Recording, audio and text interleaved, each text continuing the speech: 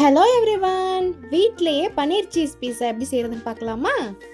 அதுக்கு ஃபஸ்ட்டு ஒரு கப்பில் லைட்டாக வெதுவெதுப்பான தண்ணியில் 2 spoon sugar 2 spoon try east சேர்த்து மிக்ஸ் பண்ணி ஒரு 15 மினிட்ஸ் மூடி வச்சிடுறேன்.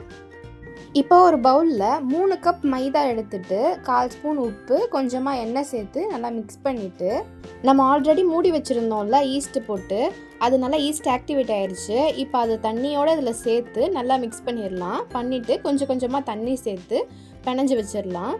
மாவு கொஞ்சம் பிசு பிசுன்னு இருக்க மாதிரி தான் இருக்கும். லாஸ்ட்டாக கொஞ்சம் இந்த எண்ணெய் தடவிட்டு மூடி வச்சு 3 மணி நேரம் அப்படியே இருக்கட்டும்.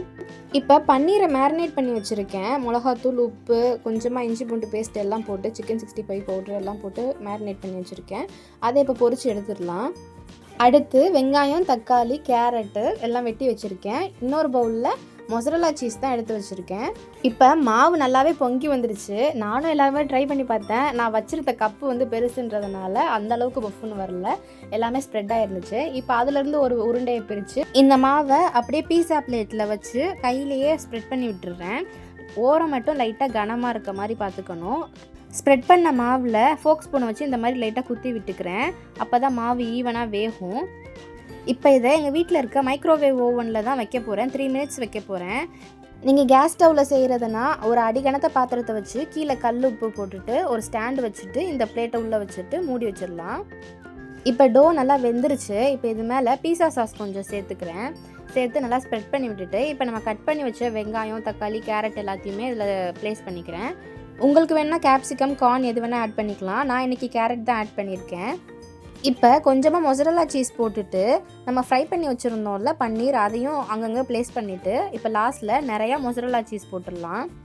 அவ்வளோதான். இப்போ இதை நான் வந்து மைக்ரோவேவில் 5 மினிட்ஸ் வச்சு எடுத்துக்கிறேன். நான் மைக்ரோவேவில் வச்சு எடுக்கிறேன்னு சும்மா சொல்கிறேன்னு நினைக்காதீங்க. எங்கள் மைக்ரோவேவில் வந்து லைட் போயிடுச்சு, அதனால் பார்த்தா தெரியாது. மற்றபடி நல்லா தான் ஒர்க் ஆகுது. 5 மினிட்ஸ் ஆயிடுச்சு. இப்போ எடுத்து கட் பண்ணி சர்வ் பண்ணிடலாம். அவ்வளோதாங்க, நல்லா டேஸ்டியான பன்னீர் சீஸ் பீஸா ரெடி. இதுக்கு மேலே சில்லி ஃப்ளேக்ஸும் ஓரிகேனோவும் தேவைப்பட்டால் போட்டுக்கோங்க. எங்களுக்கு அது எல்லாமே பிடிக்கும், அதனால நாங்கள் அப்படியே சாப்பிட்டோம்.